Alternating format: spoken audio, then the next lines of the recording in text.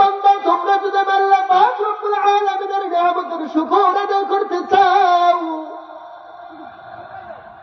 আমি আল্লাহ পাক রব্বুল আলামিনের নিয়ামতের শুকর আদায় করে শেষ করতে পারবা না।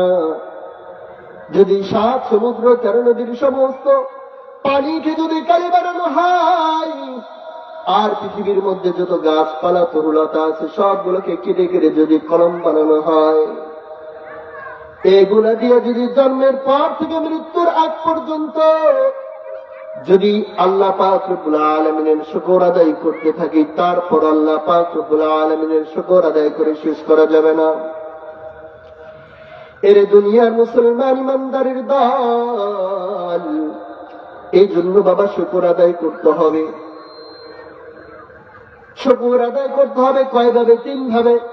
1 নাম্বার হলো জবানের দ্বারা, 2 নাম্বার হলো অন্তরের দ্বারা, 3 নাম্বার হলো কাজের মাধ্যমে অর্থাৎ আমলের মাধ্যমে। আল্লাহ পাক রব্বুল আলামিনের নিয়ামতের শুকর আদায় করতে হবে। জবানের দ্বারা শুকর আদায় করার মানে হলো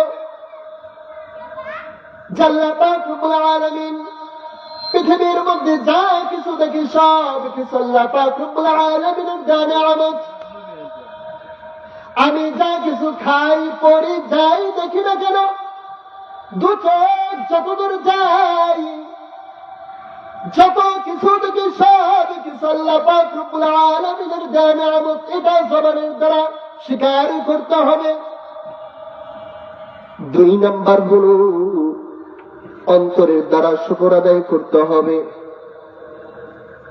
অন্তরের দ্বারা শুকর আদায় করতে হবে। অন্তরের মধ্যে এটা বিশ্বাস করতে হবে যে দুনিয়ার মধ্যে যা কিছু আছে, যা কিছু দেখি সব কিছু আল্লাহ পাক রব্বুল আলামিনের দান নিয়ামত।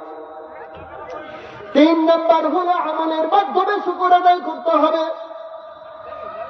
আল্লাহ পাক রব্বুল আলামিন আমাকে আপনাকে যে সমস্ত নিয়ামত দান করেছেন, সব কিছু আল্লাহ পাক রব্বুল আলামিন যেই সমস্ত জায়গায় ব্যবহার করলে খুশি হয়, যেইভাবে তার ইবাদত করলে তার নিয়ামত ভক্ষণ করে যেইভাবে আল্লাহ পাক রব্বুল আলামিন খুশি হন, সেইভাবে কি করতে হবে? ইবাদত করতে হবে।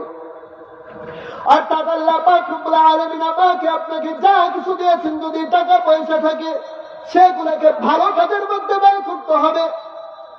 যদি আমি আপনি টাকা পয়সাকে যদি ভালো কাজের মধ্যে ব্যয় করি, তাহলে আল্লাহ পাক রব্বুল আলামিনের নিয়ামতের শুকর আদায় করা হবে। আর যদি আমি আপনি যদি এই টাকা পয়সা দিয়ে যদি খারাপ কাজের মধ্যে যদি ব্যয় করি, তাহলে আল্লাহ পাক রব্বুল আলামিনের নিয়ামতের অশুকর আদায় করা হবে, অর্থাৎ শুকর আদায় করা হবে না। এর দুনিয়ার মুসলমান ইমানদারের দল, আল্লাহ পাক রব্বুল আলামিন আমাকে আপনাকে এত সুন্দর শরীর দান করেছেন। এই শরীরের মাধ্যমে কি করতে হবে? ভালো আমল করতে হবে।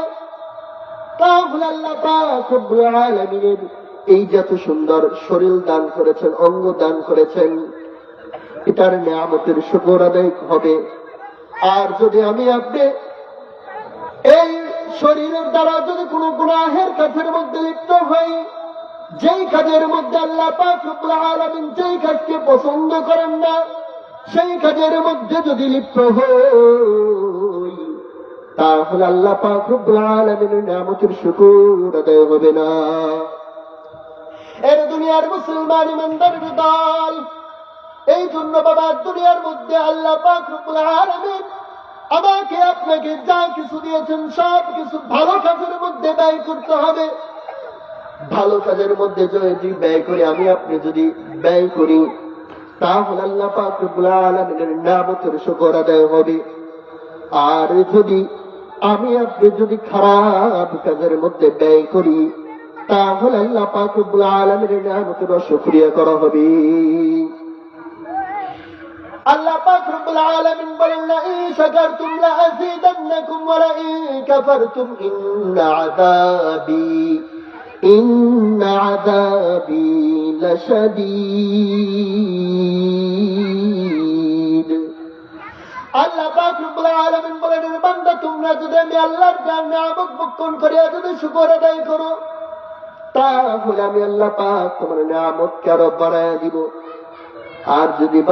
আর যদি বান্দা তুমি আমার নিয়ামত ভক্ষণ করিয়া যদি শুকর আদায় না করো, তাহলে আমি তোমার নিয়ামতকে ছিনাইয়া নিব। এই জন্য বাবা আল্লাহ পাক রব্বুল আলামিনের নিয়ামতের শুকর আদায় করতে হবে। নবী করিম সাল্লাল্লাহু আলাইহি ওয়াসাল্লাম